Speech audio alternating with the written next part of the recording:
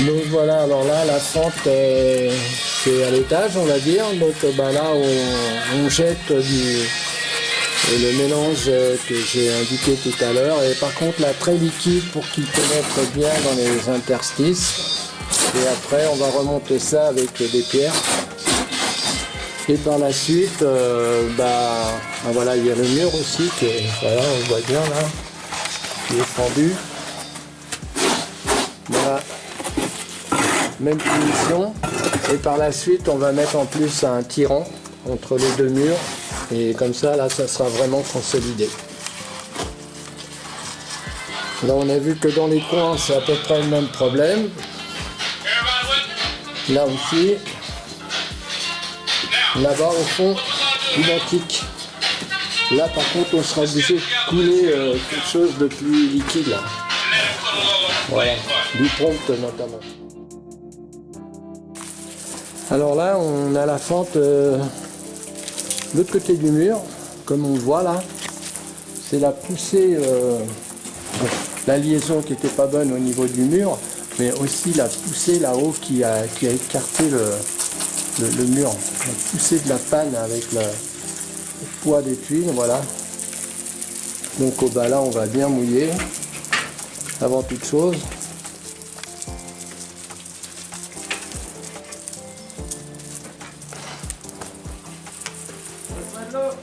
voilà.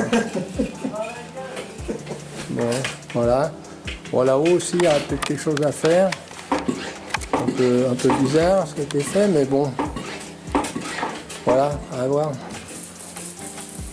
Pour ça, pour le reste, il n'y a pas trop de fissures. Bon, c'est un peu normal, les fissures dans ce type de mur là. On en voit une ici, là, une petite. Bon, c'est pas très grave là.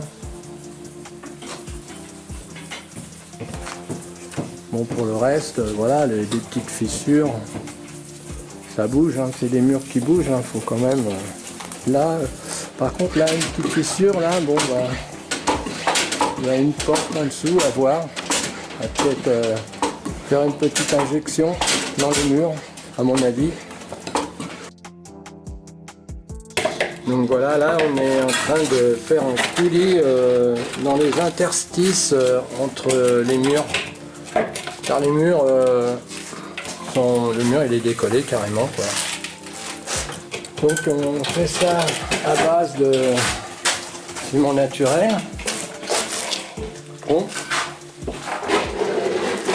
Du sable. Alors quand il y a une petite interstice, on va le mettre plutôt très liquide, sans sable.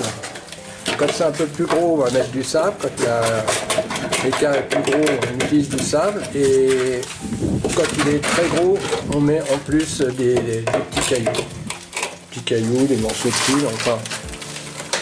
Voilà.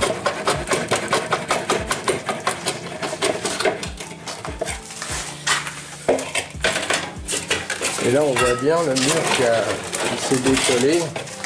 Encore celui-ci pas trop, c'est plutôt celui-là. Là. Celui-là on voit carrément à l'extérieur. Voilà. On voit carrément à l'extérieur. Donc voilà, donc nous essayons maintenant de redonner de la cohésion entre les murs, parce que comme on le voit, là par exemple, on voit à l'extérieur, voilà la petite... Donc on va faire un coulis donc avec du prompt, c'est-à-dire du ciment naturel prompt. Là, ici, donc c'est bien ouvert. Bon, là il n'y a pas de souci majeur.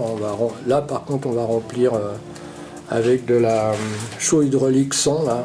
C'est suffisant pour ça.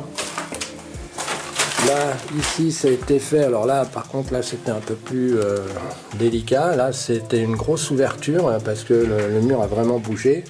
Donc voilà, on voit bien, là, c'est rebouché. On a fait un coulis. Ensuite, on a utilisé des pierres. Enfin bref, voilà. Et on mettra ensuite des croisillons pour maintenir les deux murs. Là, bon, ici... Bon, c'est pas très grave. Là, on va pas trop s'inquiéter. Bon, là, bricolage, bien sûr. Donc le truc qui sert à rien, mais bon. Donc ça on va le casser, on va le remplir de coulis. Donc là je reviens un petit peu en arrière, on l'a rempli. Donc voilà ce que ça donne. Donc voilà, ça s'est bien infiltré partout. Donc on avait mis une planche là, donc on enlève un peu le surplus. Et ensuite on finira avec un enduit à la chaux par-dessus. Et puis voilà.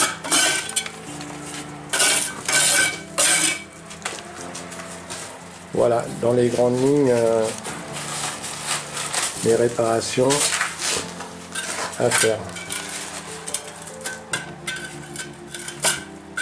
Voilà, un petit bout de papier, c'était pour éviter que ça coule un peu partout. Voilà. Alors les sous-pompe, voilà.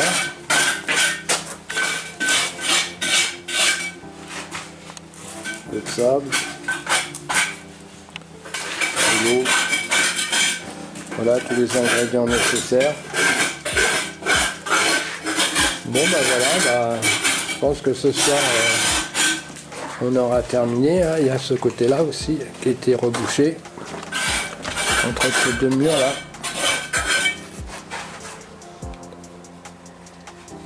Donc voilà, tout a été rebouché.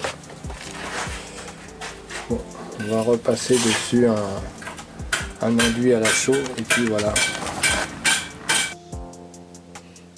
Voilà, donc les fissures ont été rebouchées. Et ensuite on a mis un petit enduit par dessus et comme on peut le voir, c'est pas trop visible. Donc là c'était quand même une grosse fente là. Alors il y en a plusieurs, hein, c'est pas ce qui manque. Là, ici aussi, on a teinté un petit peu la chaux avec du sable de couleur. Pas que ça soit trop visible bien sûr. Voilà, là on a fait le coin. Et cet endroit qu'on voyait en train de remplir avec un entonnoir.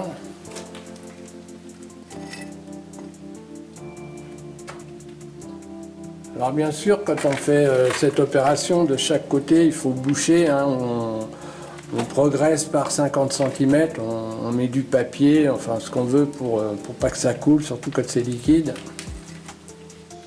Donc on voit que là j'en ai encore quelques-unes. Voilà, j'ai une fixation à refaire au niveau de la fenêtre. Les deux pierres ont bougé là. Ailleurs, il y a là aussi. Voilà, ici. Mais elle n'est pas profonde là.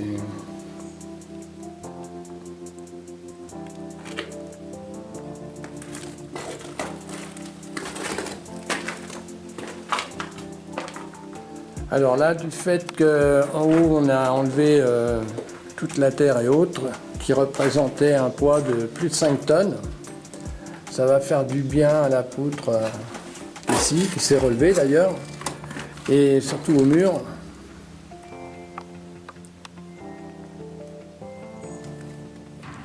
Et donc par la même occasion, on a renforcé le mur en mettant un croisillon de chaque côté.